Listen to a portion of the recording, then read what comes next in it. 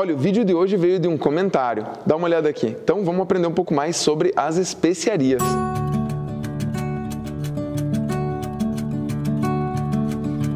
Olá, eu sou o chefe Guilherme Guzella e hoje eu quero te ensinar a utilizar temperos diferentes, especiarias. Porque uma das grandes diferenças entre o cozinheiro de casa e o cozinheiro profissional é que o profissional ele se expõe a essas coisas e acaba descobrindo mais temperos. A gente em casa muitas vezes usa cebola, alho, salsinha, cebolinha e acaba se limitando um pouco nisso. A ideia é que você conheça mais as especiarias. Bom, um dos fatos que a gente tem é que uma boa parte do mundo foi descoberta por causa das especiarias, não é verdade? A rota para as Índias, que ia buscar essas especiarias, estava em monopólio de alguns reinos na época e, por exemplo, Portugal e Espanha queriam ir buscar uma nova rota para buscar essas especiarias lá no Oriente, Índia, China, e daí surgiram todas essas especiarias que a gente tem aqui. Por exemplo, a pimenta do reino. A pimenta do reino vem também do Oriente como um dos temperos que a gente até mais usa. Olha aqui, até tem aqui atrás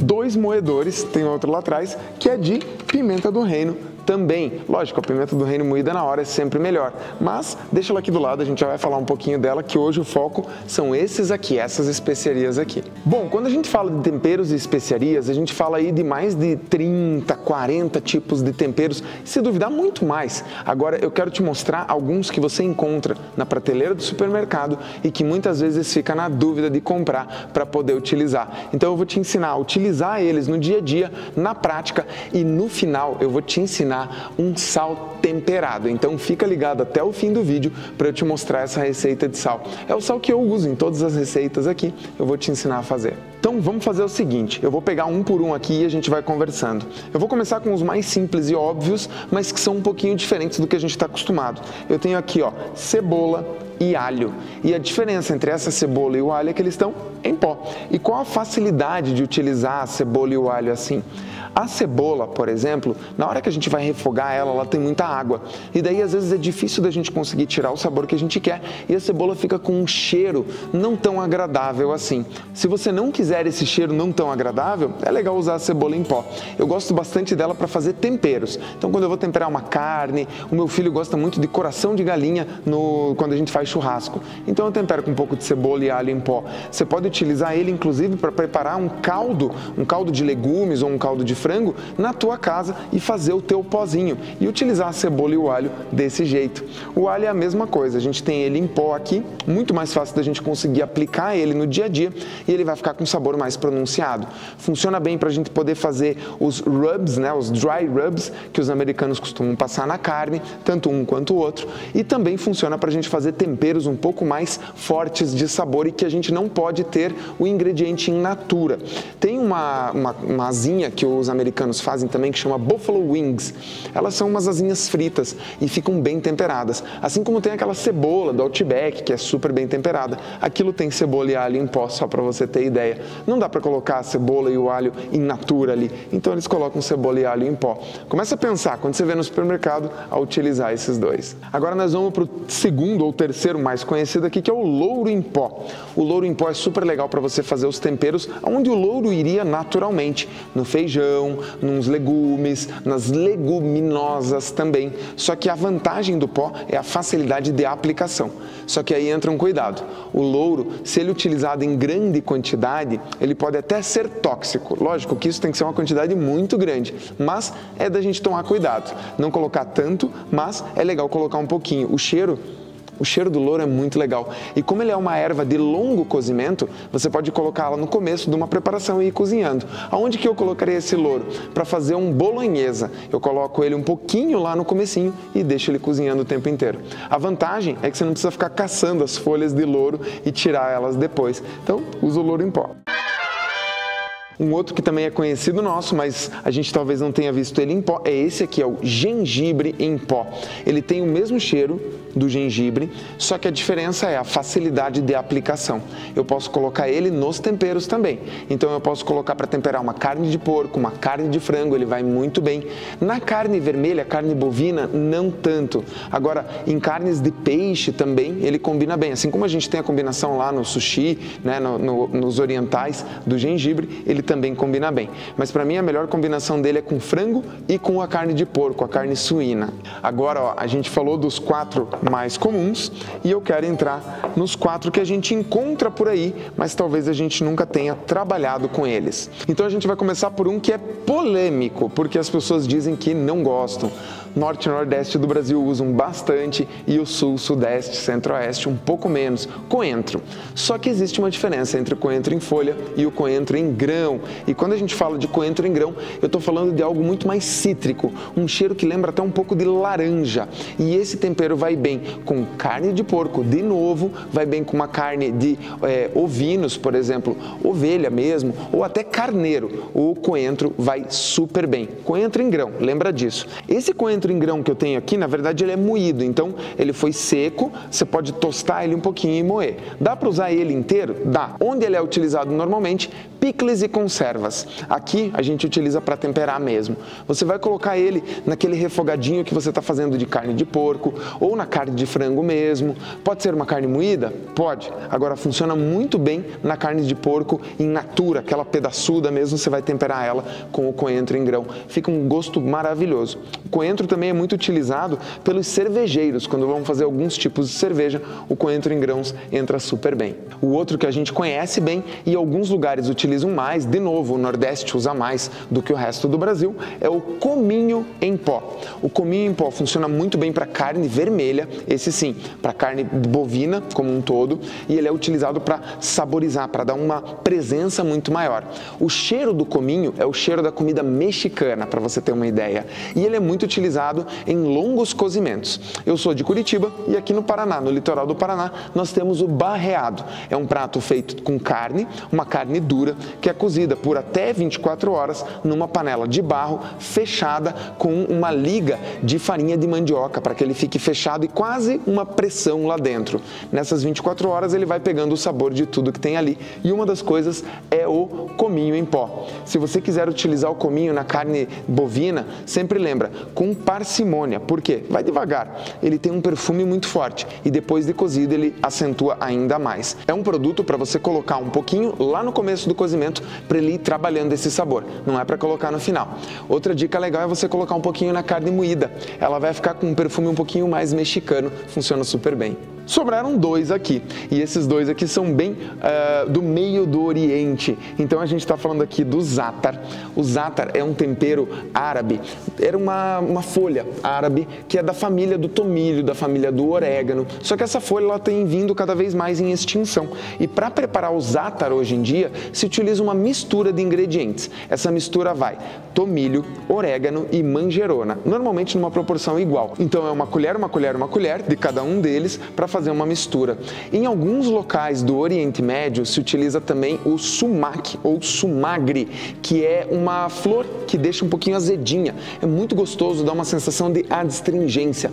Adstringência é aquela limpeza de boca. Quando você come alguma coisa, ele dá aquela limpada na tua boca. Funciona bem também. Então, se você quiser fazer na tua casa, até dá para fazer o za'atar. Se você quer saber como é que faz, comenta aí, de repente eu faço um vídeo sobre isso. Mas dá para comprar pronto. E outro ingrediente bem legal, você pode ver ó, aí na imagem, tem as sementes de gergelim. Pode ser torrado ou pode ser o branco. Eu prefiro usar o torrado e ele fica uma mistura bem interessante. Aquela mistura que a gente falou antes do tomilho, da manjerona e do orégano, tem gente que coloca um pouquinho do coentro em pó, mas não precisa colocar necessariamente. São misturas regionais que vão se adaptando. E como é que você usa o za'atar? Pode ser em cima de uma esfirra, pode ser dentro do recheio e se você quiser colocar ele como um tempero, você pode misturar numa proporção de 1 para 1. Uma colher de za'atar, uma colher de azeite de oliva. Misturou bem, ele vai fazer uma pastinha bem fina, bem lisa e você pode jogar por cima dos ingredientes. É super legal. E eu gosto de usar o za'atar como tempero para o dia a dia, para várias coisas. Ele é bem leve e o tempero dele complementa várias outras coisas. Eu gosto de usar ele na carne de porco e gosto de usar ele na carne bovina. Então experimenta na tua casa, veja a diferença que dá. E por último eu tenho aqui a pimenta síria. A pimenta síria é uma mistura de 5 ingredientes. A base dela é pimenta do reino, ela vai pimenta jamaica, é uma pimenta que eu gosto muito de utilizar e ela não é tão apimentada, ela combina inclusive muito bem com chocolate, anota essa dica. Então ela tem pimenta do reino, pimenta jamaica numa proporção normalmente de 2:1. Então se tem 2 colheres de sopa de pimenta do reino, tem 1 colher de sopa de pimenta jamaica. Vai mais ou menos ali também 1 colher de canela, meia colher de cravo e meia colher de noz moscada, tudo isso moído, tudo isso ralado, bem fininho. Essa mistura da pimenta do reino, pimenta jamaica, noz moscada, cravo e canela deixa esse sabor bem característico da região da Síria, por isso o nome dela.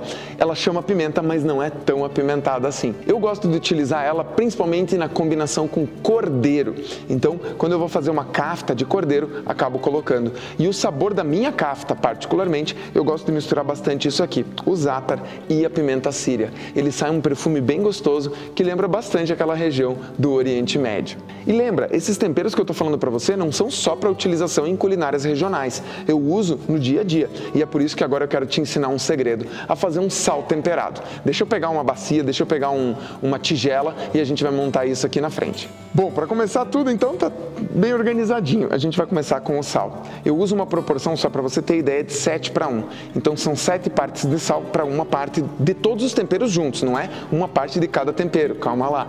Então eu vou colocar aqui colheres rasas de sal, 7 colheres. Com essa base aqui, agora eu vou misturar os outros ingredientes. Isso é gosto meu. Se você quiser fazer em casa, você pode misturar qualquer coisa que você quiser. Sempre na proporção de 7:1. De preferência, se for em peso, melhor. Se tiver uma balancinha em casa, é sempre bem-vindo. Eu começo então com a pimenta do reino. Eu não falei dela hoje, mas eu começo com a pimenta do reino, ela é a base para mim. Metade do tempero que eu vou colocar é pimenta do reino. Então, mais ou menos aqui, ó, meia colher de sopa de pimenta do reino. E agora a gente vai colocando os outros ingredientes a gosto. Eu gosto de colocar bastante alho e cebola porque eles ajudam a saborizar. Lembra que quando você faz um sal desse temperado, você está reduzindo a quantidade de sal que você coloca no alimento, porque esses temperos vão ajudar a ressaltar o sabor dos alimentos e você não vai usar tanto sal para deixar a tua comida saborosa. E lembra que sal não serve para salgar, sal serve para realçar o sabor. Então quando você usa outros ingredientes para ajudar esse trabalho do sal, a tua comida vai ficar bem mais gostosa. Eu vou colocar um pouquinho de alho e um pouco maior de cebola. O coentro eu vou de leve, zátar um pouquinho mais do que o coentro, pimenta síria na mesma proporção do zátar. Aqui eu tenho o cominho, lembra que ele tem um perfume bem forte, então cuidado para ele não se ressaltar demais nessa receita. Também uma proporção um pouco menor, assim como eu fiz com o coentro. O louro vai dar uma base de sabor, não precisa ser grande quantidade. E o gengibre também não precisa ser uma grande quantidade. Agora olha que bonito que ficou essa mistura. Agora eu só vou misturar todos eles aqui, deixa eu até tirar da frente para você ver melhor aí. Agora é só misturar e está pronto o nosso sal temperado para você usar no que você quiser. Sugestão, guarda ele já num potinho fechado e eu tenho certeza que os vizinhos vão pedir e todo mundo vai querer o teu sal temperado.